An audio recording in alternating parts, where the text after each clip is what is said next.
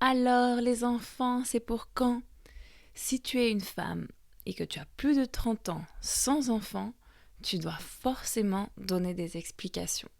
La pression sociale sur les femmes, sur le fait d'être mère, c'est très très fort. Parce que les autres veulent entendre pourquoi tu n'as pas d'enfant. Donc tu dois expliquer tes raisons aux autres et de manière ferme. Une épreuve pas tellement facile à passer. Et pour cela, l'introspection est de rigueur. Dans cet épisode de podcast, je t'explique mon histoire sur la pression sociale d'être mère et tout ce que j'ai compris sur moi pour plus d'empowerment, pour plus de pouvoir sur ma vie. Je te raconte tout ça. Bienvenue au podcast Femme Leader, le podcast pour te réinventer et créer l'identité de la femme puissante que tu aspires être. Hello, je suis Lucie, Success and Life coach et thérapeute. J'aide les femmes ambitieuses et entrepreneurs à se reconnecter à elles, reprendre leur pouvoir intérieur et briller. En 2017, j'ai tout quitté, je suis partie vivre au Chili par amour et aussi pour me reconnecter avec mon être intérieur, qui je suis vraiment. J'ai donc vécu un long processus d'introspection à la recherche du bonheur, de ma mission de vie et de mon succès. J'ai donné naissance à mon premier business en espagnol dans le domaine de l'image, du bien-être, du coaching et de l'empowerment, de l'empouvoirment au féminin. Et aujourd'hui, j'aimerais partager avec toi tout ce que j'ai appris dans cette merveilleuse aventure. Dans ce podcast et dans mes programmes, je te coach pour devenir une femme successful qui brille et qui inspire les autres grâce à sa lumière intérieure. Allez, prépare-toi pour cette nouvelle aventure que l'on commence ensemble. Bon lundi, comment vous allez aujourd'hui?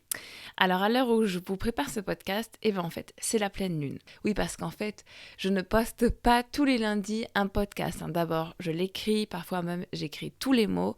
Ensuite, je l'enregistre, puis je l'édite et je le programme. Donc là, en fait, au moment où je vous écris, c'est la pleine lune. La première pleine lune de l'automne pour nous au Chili. Et cette pleine lune, elle me fatigue.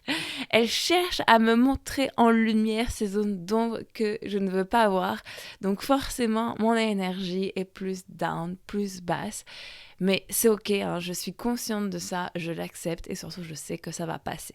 Parce que dans la vie, tout est cycle en fait. Il y a des moments plus durs, d'autres plus faciles. Et l'essentiel, c'est de toujours garder la foi et rester positive. Être sûr que ça va bien se passer. Et le reste, toutes les épreuves, en fait, ce sont des apprentissages qui nous servent à quelque chose, des leçons que l'on doit apprendre. Ça, c'est important que tu le comprennes pour avoir un bon mindset. Il n'y a pas d'échec, seulement des apprentissages qui t'enseignent quelque chose d'important. Voilà, des fois ça m'arrive, j'aime faire des intros un peu longues qui ont un peu rien à voir dans le podcast pour vous parler d'autre chose que le sujet. Mais c'est comme ça, c'est de la culture générale pour vous. Non, sérieusement, ce sont des apprentissages importants et que j'ai appris de mes mentors et aussi de mon expérience. Donc, du coup, je pense que c'est une bonne piqûre de rappel et je les lance un petit peu partout dans le podcast. Allez, c'est parti. Donc maintenant, pour revenir au sujet du podcast, j'aimerais vous parler d'un sujet qui était mon problème pour moi pendant principalement ces 6 derniers mois. Principalement. En fait, c'est la pression de la société pour nous, les femmes, et particulièrement pour ma part, celle de ne pas avoir d'enfants, d'être une femme en couple sans enfants après 30 ans. Pour moi, c'est le sujet de pression sociale qui m'a fait le plus de pression, justement, mais ça peut peut-être s'appliquer à d'autres choses pour vous. Peut-être quand est-ce que tu vas te marier, les enfants, quand est-ce que tu vas avoir une vraie carrière, être une bonne fée du logis, être une bonne épouse, être une bonne maman, être une bonne amie, avoir une grande carrière, ramener de l'argent, trouver sa voie, savoir qu'étudier, savoir quel est le poste de ses rêves, etc. Et en fait, il y a tellement de pression sur nous, les femmes, et si tu ne te fais pas confiance, c'est vite rapide de tomber dans le piège de faire ce que les autres te disent de faire. Donc vraiment, fais confiance à ton instinct. Je me rappelle aussi quand j'avais 18 ans, donc je venais de passer mon bac. C'est pareil, à ce moment-là, tout le monde te demande « Alors, qu'est-ce que tu vas étudier ? Qu'est-ce que tu vas faire ?» Et Donc, si toi, tu as la réponse claire, ça va, c'est facile. Mais si tu n'as pas la réponse claire, rapidement, ça devient un problème, cette pression, en fait, qu'on te met. Donc, voilà, quand on est une femme, quand on est un humain, d'ailleurs, selon certains âges, en fait, on te demande, c'est pas intentionnel, mais on te met une certaine pression et des fois, ça peut rapidement faire chauffer, ça peut rapidement t'énerver parce que t'en as marre qu'on te pose toujours les mêmes questions. Et surtout, quand tu vas à contre-courant, c'est pas facile. Donc, c'est pas facile d'oser être différente, d'oser être soi, d'affirmer sa position, d'affirmer ses choix. Parce que souvent, derrière se cachent des peurs. La peur d'être abandonné, la peur de ne pas être aimé, la peur d'être seule, la peur de se tromper. Pour vous illustrer tout ça, en fait, je vais vous parler de mon histoire et ce que j'ai compris et libéré il y a peu. En fait, déjà, pour vous présenter ma situation, déjà, toutes mes copines en France sont mamans. Enfin, je crois que seulement 2 ne le sont pas. Donc déjà, j'avais un peu ce sentiment de me comparer à elles. Mais autour de moi, au Chili, il n'y avait pas de bébé, pas d'enfant, donc on va dire que c'était plus ou moins loin. Et pas vraiment d'actualité. Et surtout, ce qui se passe, c'est que moi, j'ai certains objectifs que je veux réaliser avant d'être maman, tant personnels que professionnels. Et pour vous dire la vérité, ce sont des objectifs qui sont quand même très ambitieux, que j'ai en termes de revenus, d'argent que je veux gagner par mois, de confort de vie, de liberté de pouvoir voyager. Parce qu'en plus, il faut savoir qu'avec Yerko, nos enfants, ils seraient sûrement entre la France et le Chili. C'est quand même à peu près 1 500 € le billet d'avion, puis le voyage est très long. Et sans oublier mon rêve qui est de vivre dans un pays tropical. Et en fait, ça c'est mon rêve depuis que je connais les tropiques.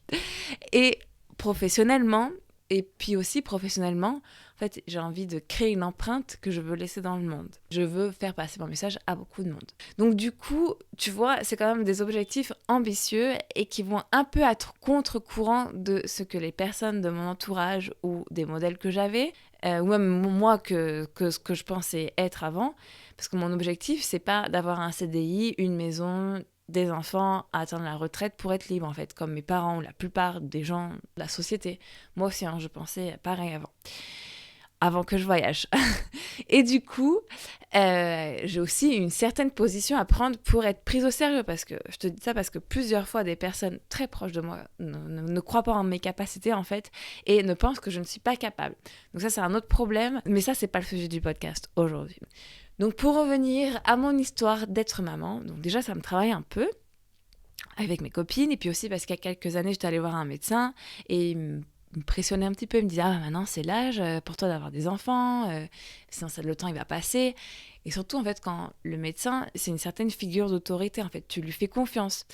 Donc voilà, ça me perturbait un petit peu, j'avais peur que le temps passe, que ce soit trop tard, je me comparais.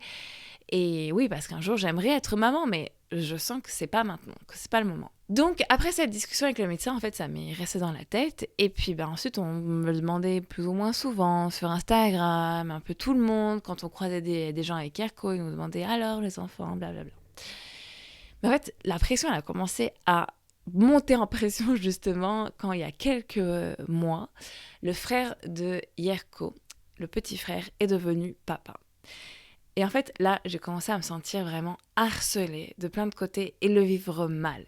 Parce que là, c'était vraiment, vous, ça fait longtemps que vous êtes ensemble, alors les enfants, quand Comme je t'ai dit, ça avait commencé déjà un peu avant, c'était déjà ennuyant. Mais avec là, l'arrivée de ce nouveau bébé dans la famille, ça commençait à être bouillant, le sujet.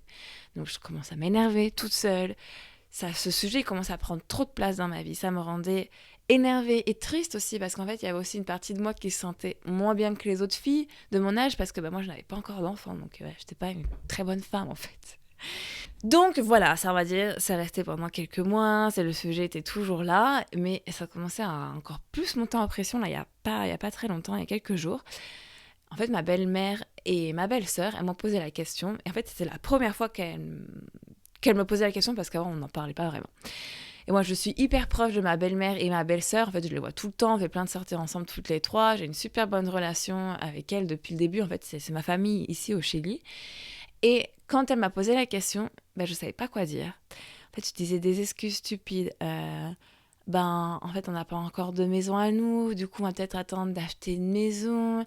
Puis bon, le problème, c'est que ma famille, elle va être loin. Donc, je ne sais pas trop comment faire. En fait, j'étais pas ferme sur mes réponses et sur mes mots. Et surtout, j'étais pas ferme avec la position que j'exprimais. Après cette discussion, j'ai commencé à me sentir très mal. J'en ai parlé à Yerko le lendemain. Et en fait, ça, c'est ça que j'aime trop chez Yerko, que j'adore chez Yerko. C'est que Yerko, c'est un excellent coach. C'est mon premier coach d'ailleurs, hein, c'est vraiment ça. Donc, je lui en ai parlé et il m'a fait comprendre en fait que c'était pas ce que je disais qui était important en fait. Ce qui était important, c'est que j'arrivais pas à affirmer ma position face à elle. J'arrivais pas à affirmer ce que je voulais face aux autres sur ce sujet. Donc il me donnait des exemples. Par exemple, il me disait, bah, imagine un couple qui n'a pas de voiture, quelqu'un lui demande, et vous, pourquoi vous n'avez pas de voiture?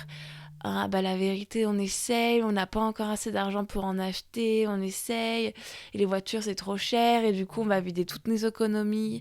Cette position de victime un peu, ou sinon là, tu peux dire ta vérité, et donc une de leurs vérités, ça peut être, bah, en fait, pour l'instant, on voit pas pourquoi est-ce qu'on devrait acheter une voiture parce qu'on a un grand projet de voyage, on pense voyager pour, je sais pas, plusieurs mois. Et donc, du coup, pourquoi acheter une voiture? Parce qu'on a ce grand projet qui nous rend plus heureux. Voilà, donc du coup, quelle réponse te semble forte? Celle où tu prends une vraie posture. En fait, moi, c'était la même chose. J'aurais pu dire, bah non, les enfants, c'est pas pour tout de suite. La vérité, c'est que j'ai d'autres objectifs que je souhaite réaliser avant. En fait, ça aurait été beaucoup plus pertinent, au lieu de trouver des excuses, de me mettre en position de victime. Parce que c'est ça, en fait, quand tu te mets en mode victime et que tu trouves des excuses, ben, c'est pas possible d'avancer. Puis les autres, ils le sentent autour. Enfin, les autres, ils le sentent que t'es en mode victime. Donc, du coup, ils te persécutent encore plus, tu vois. En fait, ce qu'il faut faire pour avancer, c'est reprendre le contrôle et être la responsable de ta vie. Aussi, je pensais par exemple à un autre exemple. Si t'es célibataire, t'as plus de 30 ans, c'est sûr que tu dois entendre à chaque fois alors, quand est-ce que tu vas te marier? Alors, t'as un petit copain? Alors, t'es en couple? Blablabla. Et là aussi, t'as deux formes de répondre, de penser. La première en mode victime.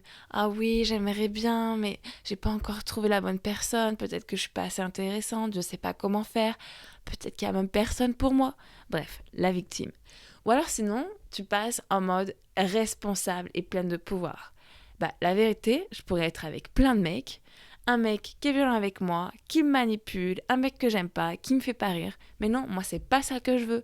Moi, je veux attendre la vraie personne pour moi. En fait, je m'aime tellement que je veux quelqu'un qui me mérite vraiment. Tu vois, encore une fois, c'est ta posture qui compte. Et alors, pour revenir avec mon histoire avec ma belle-mère, il y a quelque chose d'autre, en fait, que j'ai compris après en parlant avec une copine. C'est pourquoi est-ce que je lui ai pas dit en fait. Pourquoi je lui ai pas dit? Parce que je le savais depuis toujours que j'avais ces objectifs à réaliser avant d'être maman. Et bien en fait, j'ai compris autre chose. C'est parce que j'avais peur de décevoir et peur d'être rejetée par la famille de Yerko, par ma belle famille. J'avais peur qu'ils m'aiment plus, j'avais peur de pas être aimée, d'être rejetée.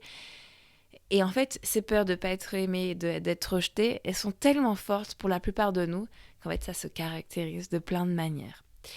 Voilà, un petit processus qui s'est passé pour moi et que j'ai pu libérer et guérir de ce dernier moment. Alors voilà, mon petit message c'est les filles, soyez fortes, affirmez vos positions, sois forte, sois convaincue que tu prends les bonnes décisions pour toi. Aie confiance en toi, aie confiance en tes instincts.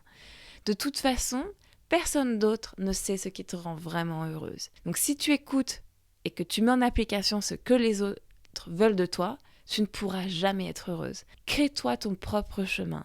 Sois courageuse. Crée le chemin qui te correspond. Alors oui, ça demande beaucoup de courage, mais en fait, c'est la seule façon d'être vraiment heureuse et alignée. Tu es comme tu es, et si les autres ne t'aiment pas ou ne l'acceptent pas, eh ben c'est leur problème. Juste, toi, occupe-toi de briller comme tu es. Voilà, j'espère que cette petite histoire t'a aidé à reprendre un peu plus de force face à la pression sociale que tu peux ressentir, parce qu'on a chacune notre propre chemin.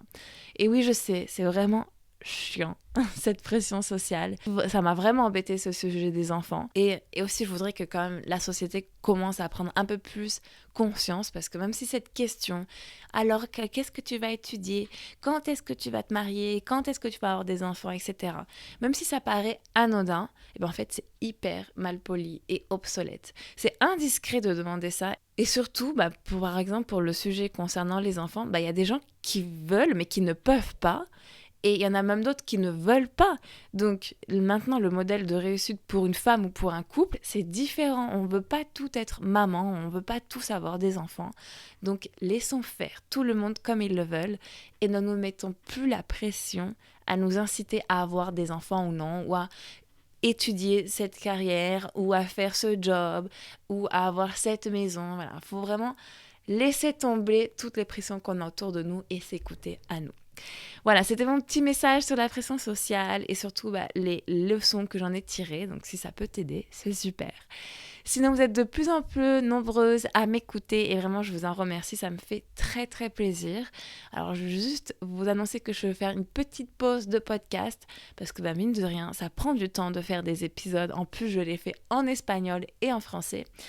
Et surtout, en fait, parce que je prépare un nouveau projet sur le leadership féminin qui va arriver très bientôt. Donc, je me retire du podcast pour 3 semaines environ pour préparer ce nouveau projet. Et je reviens très vite avec ce nouveau sujet qui me fait vraiment briller et qui me fait très, très plaisir de vous partager. À très bientôt! Si tu as aimé l'épisode, laisse 5 étoiles et abonne-toi. C'est la meilleure manière de soutenir le podcast et d'aider un plus grand nombre de femmes à se reconnecter à elles et briller de leadership.